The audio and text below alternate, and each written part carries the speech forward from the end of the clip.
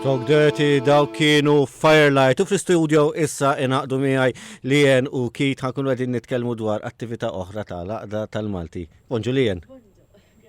Edina. Kit għadu b'kwitu għawek, ma qal xejn. Ija.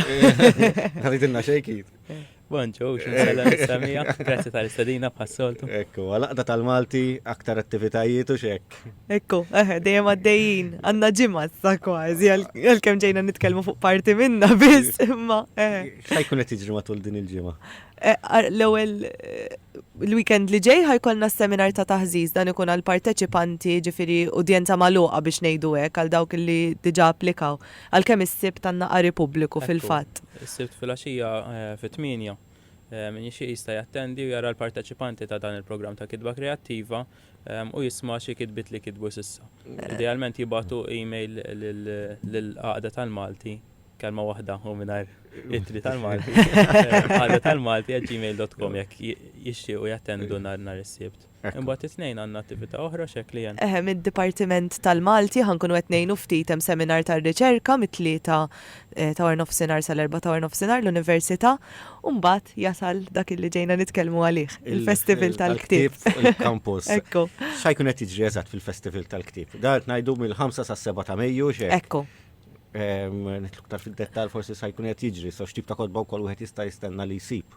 Eżatt, hija t-tieni sena konsekuttiva li qed isir flimkien mal-Kunsill Nazzjonali tal-Ktieb u aħna, bażikament ħajkun hemm attivitajiet differenti, ġifieri dibattiti, taħdidiet, intervisti li kollha b'xi mod jintrabtu mad-dinja tal-ktieb, imma mhux f'sens dejjaq biex ngħidu hekk, ġifieri pereżempju waħda mill-attivitajiet se titkellem fuq il-ktieb konvenzjonali u dak diġitali se tkun bisħab mal-KSU.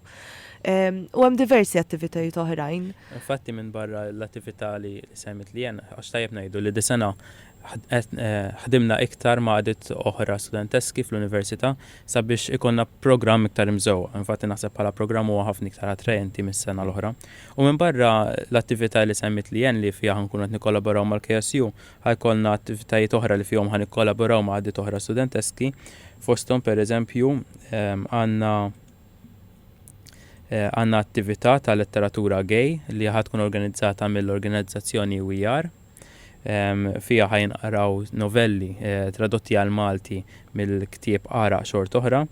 Ħajkonna wkoll taħdita mill-organizzazzjoni Insight, sewa li hija organizzazzjoni tal-medja ġewwa l-Università u ħajkun qed jitrattaw l-użu tal-Malti u tal-lingwa fil-medja kontemporanja.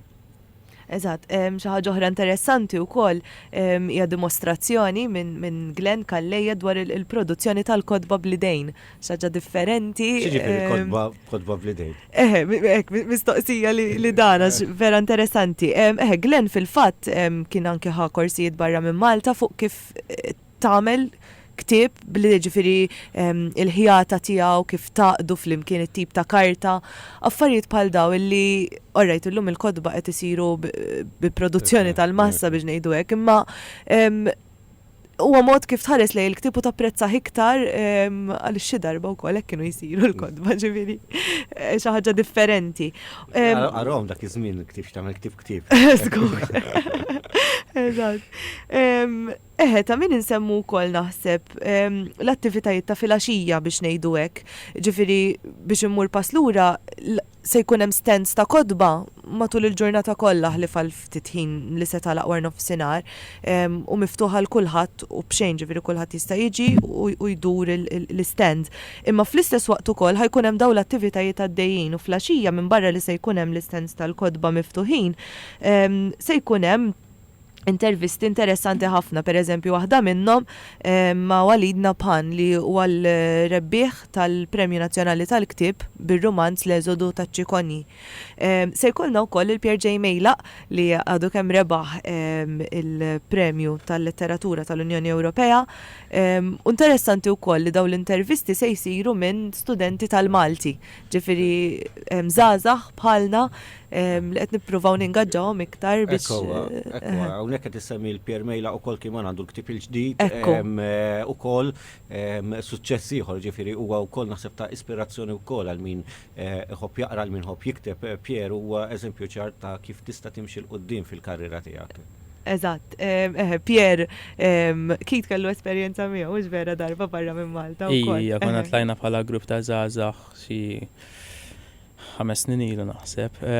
Huwa persuna simpatika ħafna, persuna brava ħafna fejn tidħol il-kitba u naħseb li n-nies ikun jistgħu japprezzaw aħjar il-kitba tiegħu jekk jisimgħu jiltaqgħu miegħu għal din l-intervista pubblika. Ħajkonna wkoll xi tours, xi dawriet mal-librerija li qed norganizzawhom f'asħab mal-librerija sabiex dak li jkun anke studenti ma anki oħrajn li tinteressahom ir-riċerka ikunu jistgħu jsiru iktar familjari mal-librerija nfisha u mas-sezzjonijiet speċjali għax ħafna drabi naħsbu fil-librerija bħala binja waħda, ma fil-verità hemm ħafna imkejjen differenti fejn hemm kollezzjonijiet differenti ta' kotba.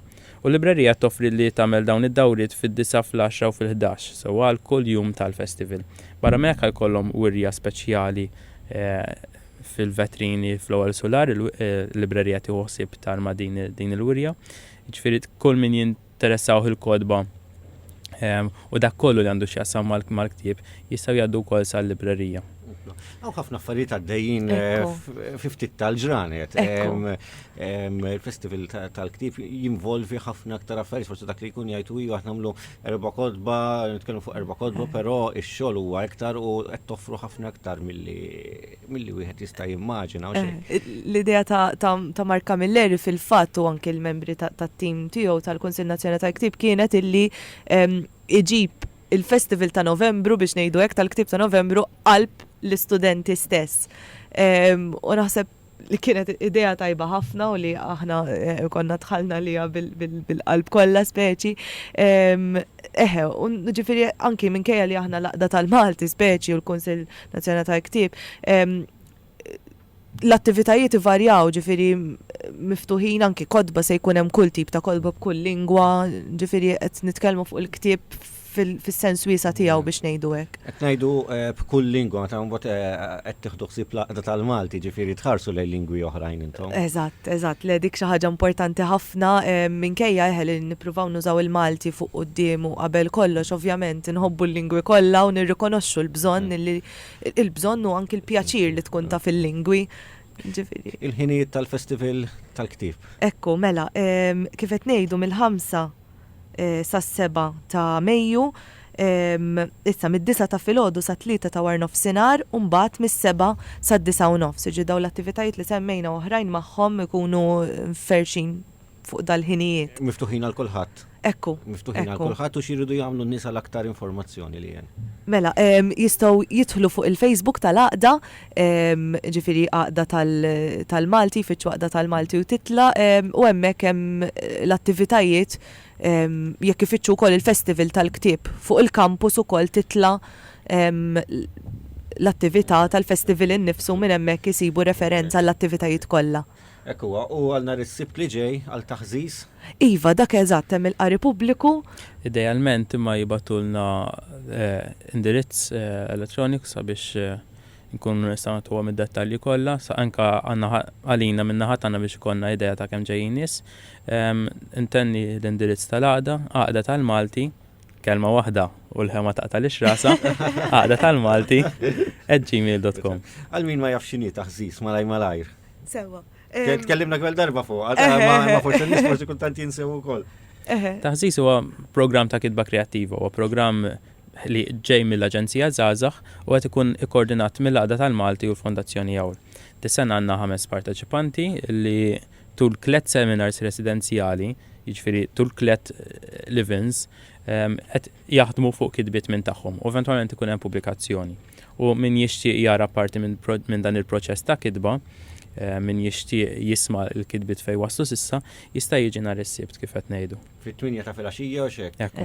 Ħaddingli. Ħaddingli fil-Labsajkon. Fil-Labsajkon ħaddingli alla jista' jkun kemm imbagħad tibqa' għaddejja il-serata. Il-qari ma jtulx wis normalment u mbagħad wara jkun hemm ġifieri atmosfera familjari ħafna niklu xi ħaġa flimkien ukoll importanti. Le ġifieri n-nies ma jistennew xejn formali imma hekk attività bej il-ħbieb biex ngħidu hekk u anke żgħażagħ inħeġġuhom ma jiddejqux jiġu għaliex nittamaw illi kif fetaħ din id-darba t-tielet sena konsekuttiva nittamaw illi jibqa' dej u importanti ħafna li ningaġġaw żgħażagħ ġodda u li jkunu esposti għal-letteratura li qed tinkiteb min nies tal-età tagħhom ukoll. Ekku, laqta tal-Malti b'xogħol kontinwu is-sena kollha. Ekku. Fiex intordu Kit, fiex intordu Elija. Norqdu li jen. Norqdu. X'inhi dik il-kelma? Le, ma għadin tim ta' 8 min nies barra 8 min nies li hemm fil-kumitat hemm ukoll terġa' iktar volontira li għadha bitada nitamaw li huma wkoll ikunu fil-kumitat. U nsibu ħafna għajnuna minn dak il-lat, allura nsibu ftit ħin biex nordu. Dak ikollok l-enerġija biex tilbissem. Iva, Għax li jen tfajla ta' xaraħ mal li titħaq. U tiġi għawek ferraħ jissemmija tagħna. Però li jen Kit grazzi tal-li ġejtu għaw illum auguri għal aktar attivitajiet niltaqgħu fil-ġurnetti ġejjin żgur. Jew intom jew xi ħadd ieħor. Iva. Il-bib dejjem Grazzi lilek. Grazzi minn qalbna. Id-9 nofsu 3 minuti mill-album Hawn Jien din hija Corazon.